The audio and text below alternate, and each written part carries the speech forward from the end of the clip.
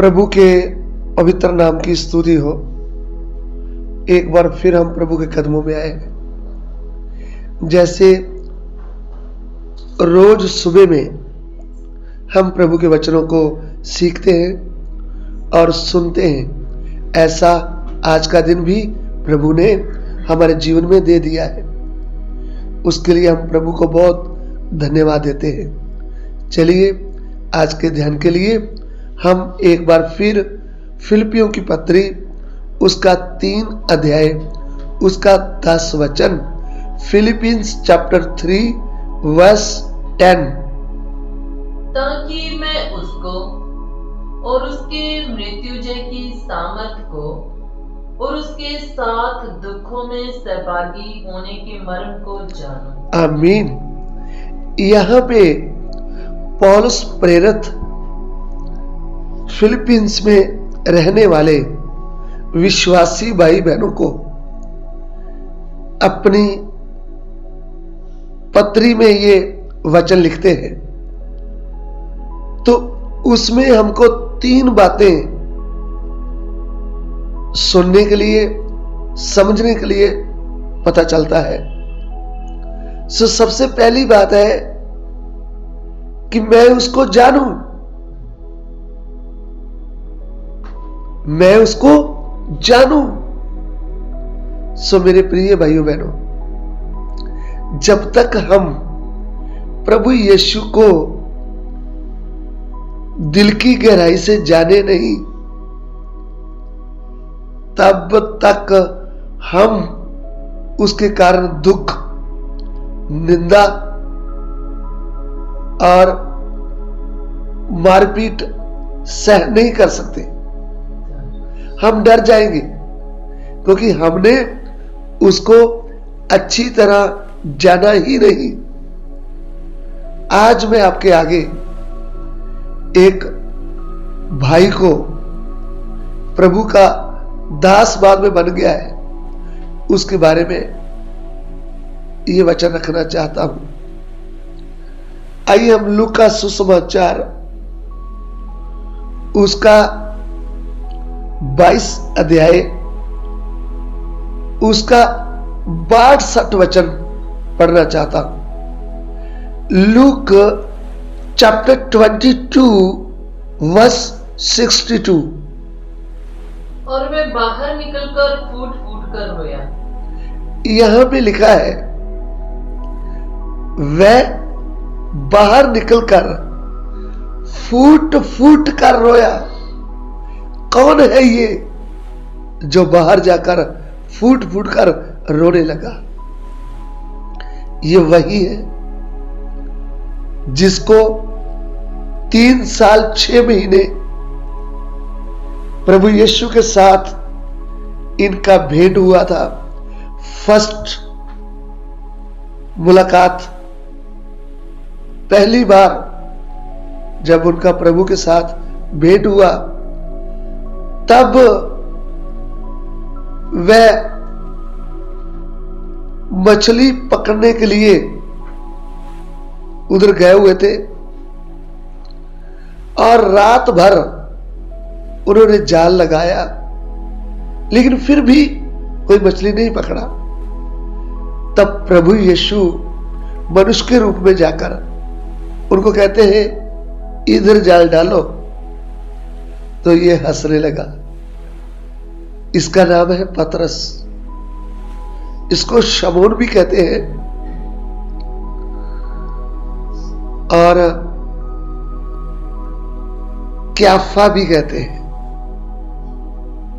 इसको प्रभु कभी कभी कैफा भी कहते थे। मनुष्य एक ही है, कैफा, शमौन और पतरस। तो इसको कहते हैं इधर जाल डाल। इन्होंने बोला प्रभु पूरी रात तो इधर ही जाल लगा रखा था, एक भी मछली नहीं आया, फिर भी आपके कहने से इधर डालता हूं जाल। जब इन्होंने इधर जाल डाला तब पूरा जाल मछलियों से भर गया है।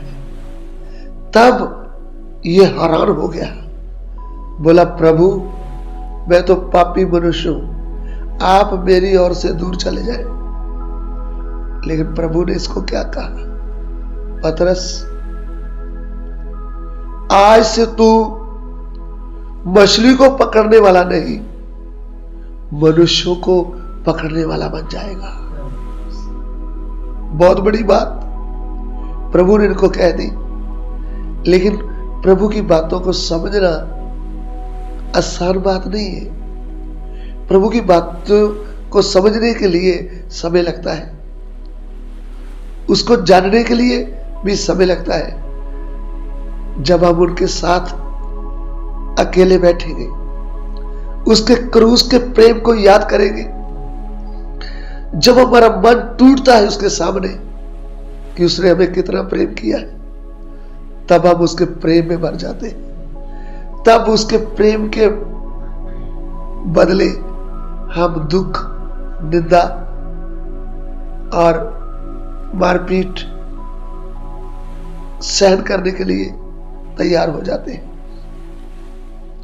जब तक हम उसको नहीं जानेंगे, हम डर जाएंगे, हम भाग जाएंगे।